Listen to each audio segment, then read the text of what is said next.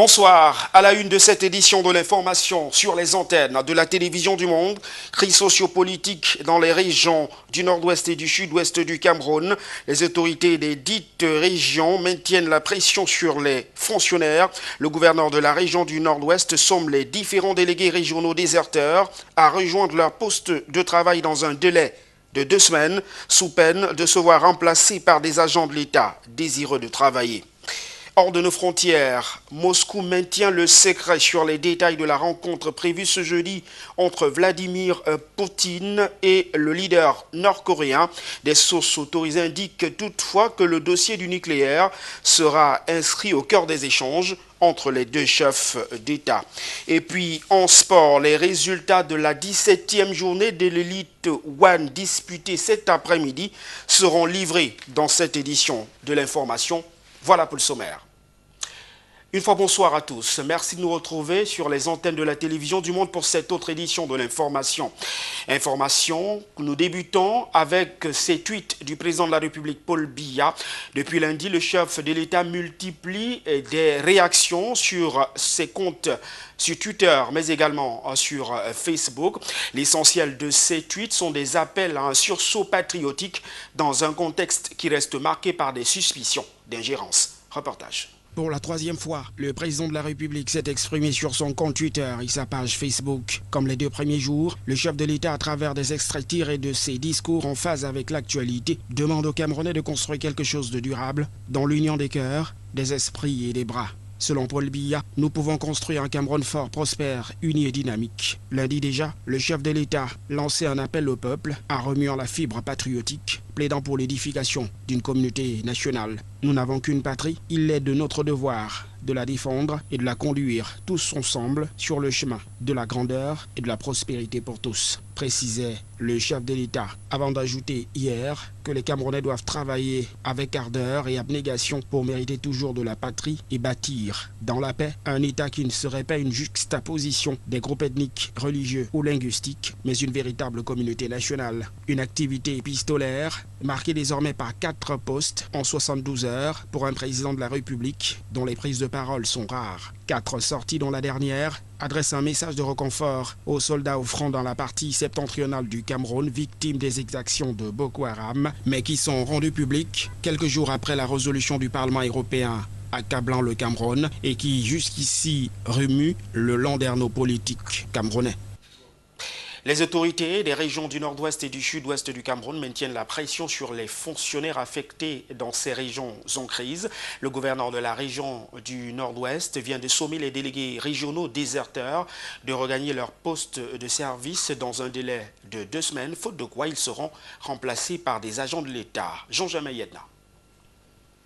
Certains fonctionnaires profitent de l'escalade de violence dans les régions dites anglophones pour se rendre coupables de détournement de deniers publics, et nombreux parmi eux perçoivent même leur salaire sans travailler, a déclaré dans un ton inhabituel le gouverneur de la région du Nord-Ouest. Devant cette situation, Adolphe Lélé-Lafrique de Benchofo a instruit les autorités administratives ainsi que les services financiers de son territoire de commandement de veiller dorénavant à ce que les dépenses effectuées correspondent aux demandes des usagers du service public. Au cours d'une réunion de coordination administrative et de sécurité qu'il présidait personnellement, le patron de la région du Nord-Ouest a d'abord reconnu ce regain de tension avec des enlèvements à répétition ces derniers temps dans la zone dite anglophone du Cameroun et singulièrement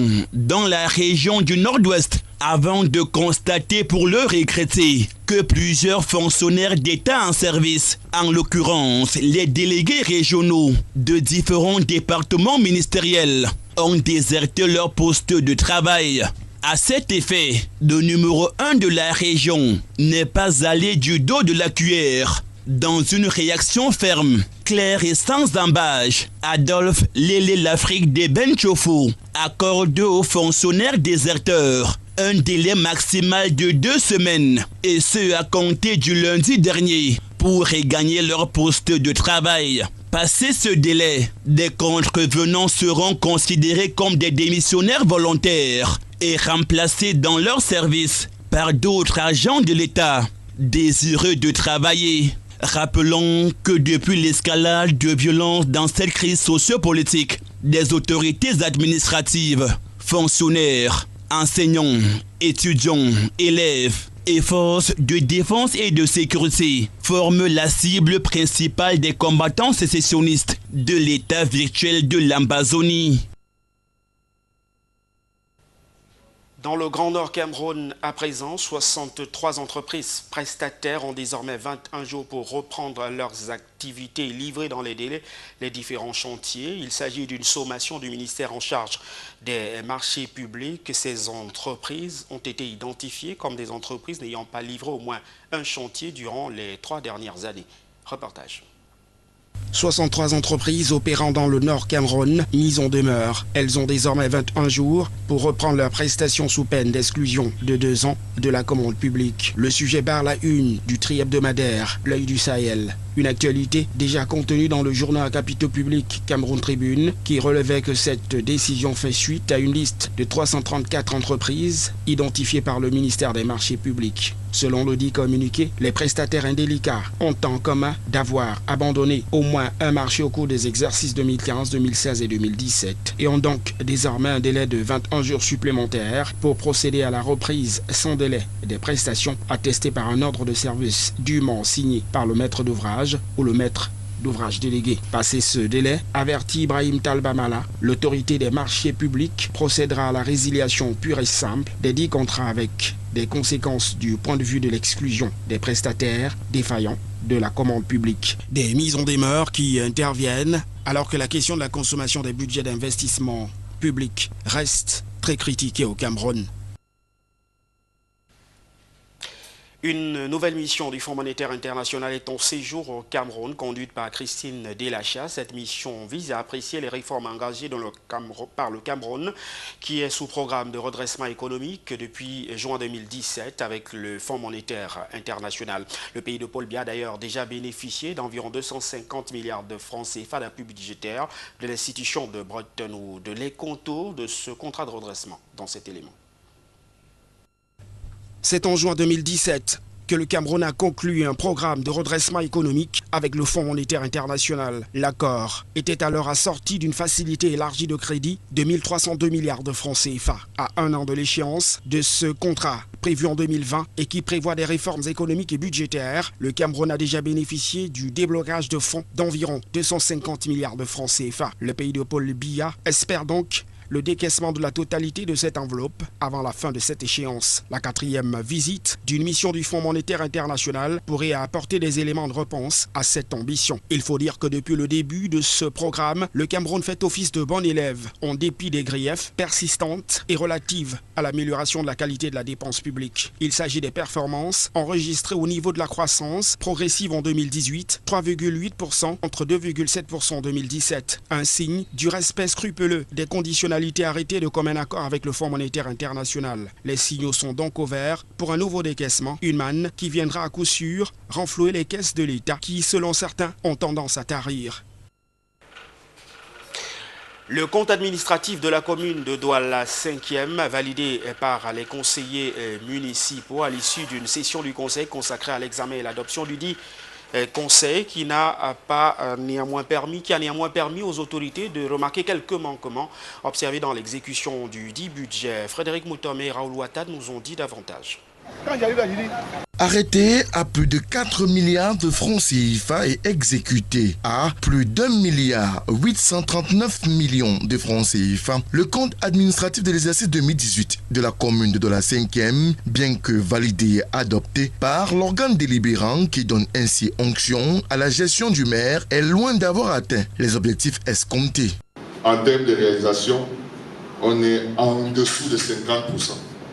Pour ce qui peut être considéré comme la première ou la deuxième commune du département en termes de potentiel. L'exécution du budget n'a pas été ce qu'on attendait parce que nous avons eu beaucoup de difficultés dans le recouvrement. Un taux de 48%, c'est très bas pour une commune comme la nôtre. Réunis ce jour en session ordinaire consacrée à l'examen et à l'adoption du dit compte, les conseillers municipaux ont relevé un certain nombre d'écueils qui ont freiné la bonne exécution du budget 2018. La première difficulté a été la collaboration, parce que la collaboration n'était pas bonne avec le receveur municipal sortant, qui est plus rentré dans les querelles politiques que de servir les populations dont nous avons la charge. S'agissant du fonctionnement, le préfet Djouvouri, autorité de tutelle, a relevé des manquements criards qui ne respectent pas la réglementation en vigueur à Douala 5e. Et à ce sujet, il annonce l'arrivée prochaine des équipes du ministère de la décentralisation et du développement local en charge du recensement des personnels communaux. Les dépenses de personnel se situent à 67% à l'intérieur des dépenses de fonctionnement, ce qui est largement au-dessus des 35% prévus comme ratio. Ça également, ça implique et ça décline la tendance qu'on a à observer que dans cette commune, il se pourrait qu'il y ait un personnel fictif qui émerge. Je dis il se pourrait, mais dès le mois prochain, le MINDEVEL va déployer des équipes pour procéder au recensement des personnels dans les communes. Et je crois qu'à l'occasion, on verra un peu plus clair. Les recommandations et les conseils du préfet sont pour nous très utiles. C'est pour ça que chaque fois qu'il nous donne des conseils, nous essayons de tout faire pour nous améliorer. Et je pense qu'il joue véritablement son rôle de tutelle et nous devons suivre pour le bien de nos populations. Pour 2019, le conseil municipal de Douala 5e entend garder le cap, à savoir améliorer et mieux sécuriser le recouvrement de ses recettes propres pour mener à bien et à terme ses nombreux projets pour le bien-être de ses populations. Championnat de football interservice à la mairie de Douala 5e. Accélération des préparatifs relatifs à la fête du 20 mai prochain. Mounouna Fotso, le ministre en charge de la jeunesse et de l'éducation civique, était en concertation avec les différents responsables en charge de la parade civile. L'objectif, peaufiner des stratégies pour un meilleur défilé au boulevard du 20 mai. Reportage. Évaluer le niveau des réalisations des activités sur l'encadrement pédagogique, psychopédagogique, couverture des programmes et des enseignements entre autres, tel est spécifiquement énoncé ce jour les objectifs de la réunion de concertation des responsables des services centraux, déconcentrés des organes sous tutelle de l'enseignement secondaire, présidé par le ministre Nalova Lyonga au lycée technique de Kolbi-Soda Yaoundé. Parmi les points exposés qui a fait jaser plus d'un, la mise en œuvre de l'opération de collecte de contributions exigibles et des frais d'examen via mobile money. Cette formule a quasiment plombé le fonctionnement quotidien des établissements secondaires publics.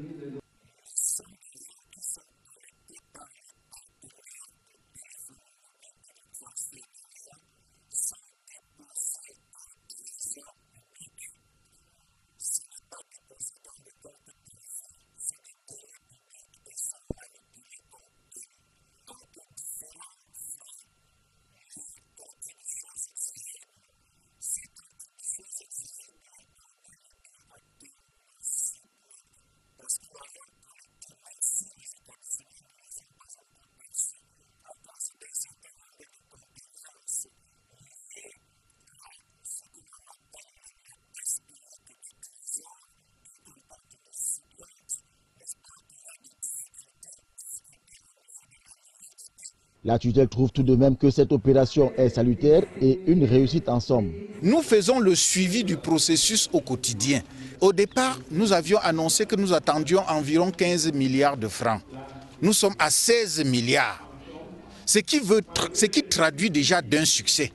C'est un succès. Bien plus, le bon déroulement des examens et concours officiels de la session 2019 en dépend largement. Le lycée technique de Kolbison, qui comme certains autres lycées du Cameroun, auront la lourde charge de donner le la des examens officiels en organisant le 2 mai 2019 le brevet professionnel.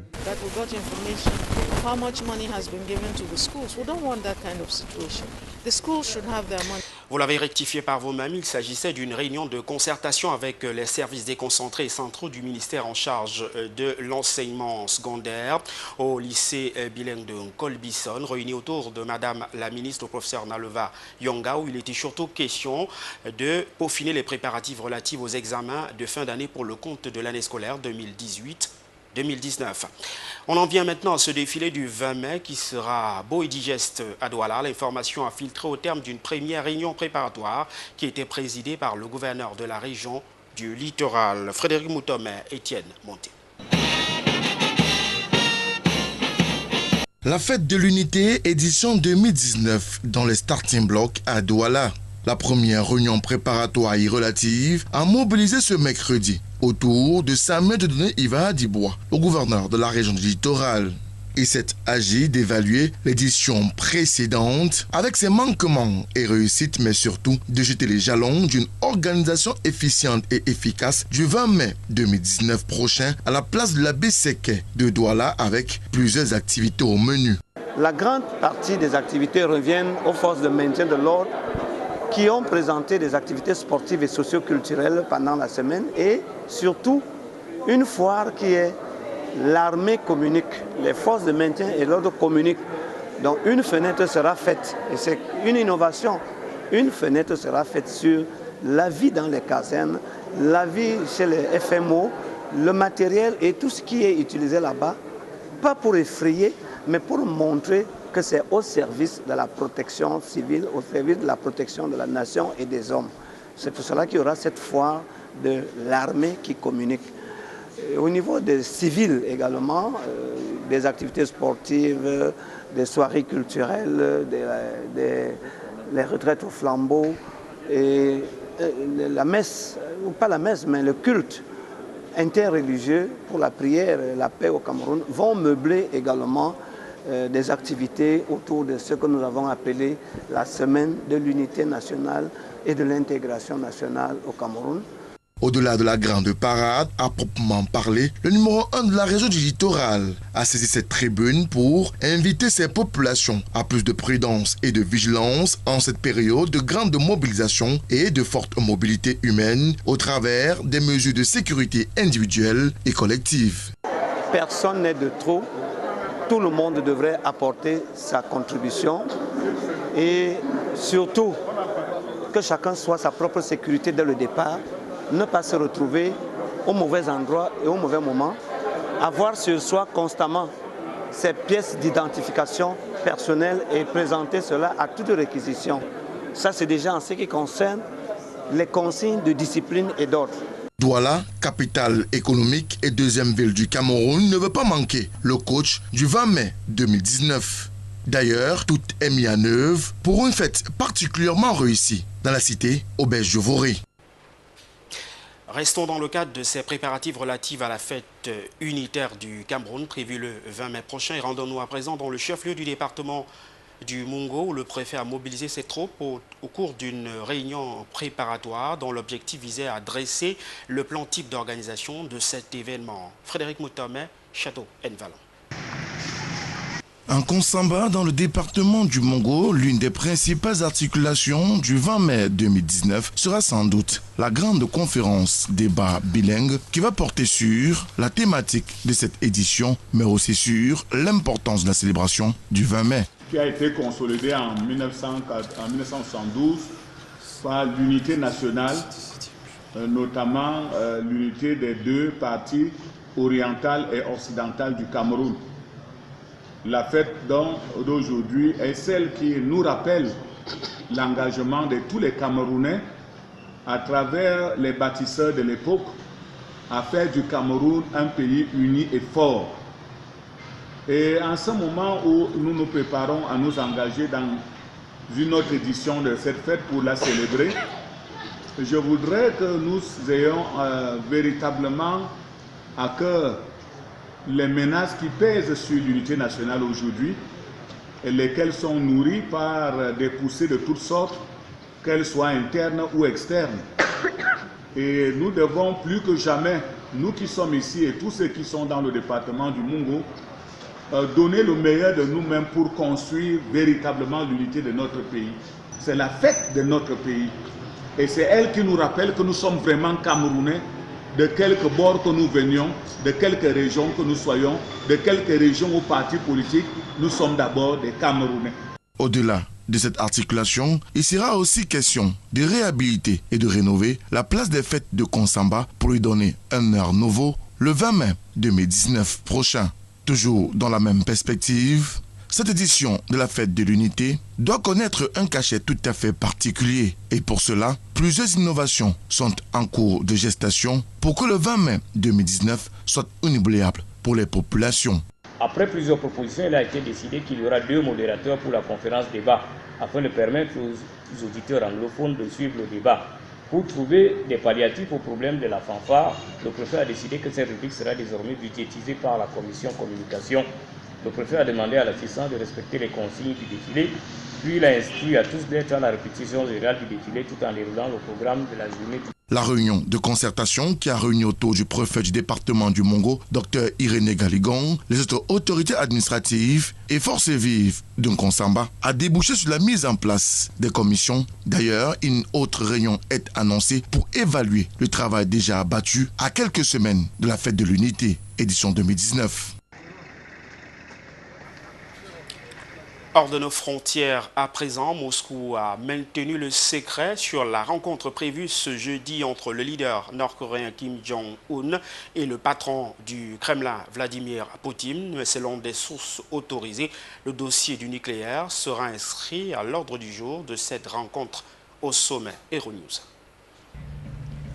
Le Kremlin maintient le secret sur les détails de la rencontre qui aura lieu ce jeudi entre Vladimir Poutine et le dirigeant nord-coréen. Le train de Kim Jong-un a discrètement franchi la frontière russe ce mercredi. La rencontre aura lieu sur l'île Rouski, en face de Vladivostok, et le dossier nucléaire sera au cœur des entretiens. Nous voulons convaincre les États-Unis que dans les relations avec la Corée du Nord, il ne faut pas appliquer uniquement la politique du bâton, il faut aussi la carotte. La Corée du Nord a fait un certain nombre de choses qui témoignent de sa volonté de résoudre les problèmes. Ils ont fermé les centres de tests nucléaires et de lancement de missiles, et si les États-Unis sont prêts à faire des gestes d'ampleur équivalente, la Corée du Nord est prête à fermer son principal réacteur nucléaire, celui de Yongbyon. En 2011, Kim Jong-un avait rencontré l'ex-président russe Dmitri Medvedev. Vladimir Poutine était alors Premier ministre. Ce sera la première fois que Vladimir Poutine rencontrera le brillant camarade Kim Jong-un. Et la rencontre se tiendra 1 an après que la Russie a émis une invitation officielle. Le secret qui entoure les préparatifs serait lié à des préoccupations de sécurité et personne ne peut prédire aujourd'hui les résultats de la rencontre. En Irlande à présent, Sous les applaudissements de Lira Maki, la journaliste assassinée lors des affrontements à Londonderry, est revendiquée par le groupe IRA qui revendique la réunification du pays, a eu lieu ce mercredi en présence de Theresa May, le Premier ministre britannique. Les détails une fois de plus de nos confrères d'Euronews. Sous les applaudissements, c'est toute une communauté unie dans le chagrin qui a accueilli le cercueil de la jeune journaliste Lara Maki, recouvert de fleurs tout en couleurs. Sur le parvis de l'église, plusieurs dirigeants politiques britanniques et irlandais, Leo Varadkar, Jeremy Corbyn ou encore Theresa May se sont joints à des centaines de personnes endeuillées. Tous ont écouté les paroles du prêtre catholique de Belfast, appelant à ne pas se laisser entraîner dans la violence du passé en Irlande du Nord et à trouver une solution. Il y a une jeune génération qui arrive en ville et ils n'ont pas besoin d'armes à feu dans leurs mains. Ils ont besoin d'un emploi, ils ont besoin d'un meilleur service de santé et d'une meilleure éducation. Ils ont besoin d'une vie, pas d'une arme dans leurs mains.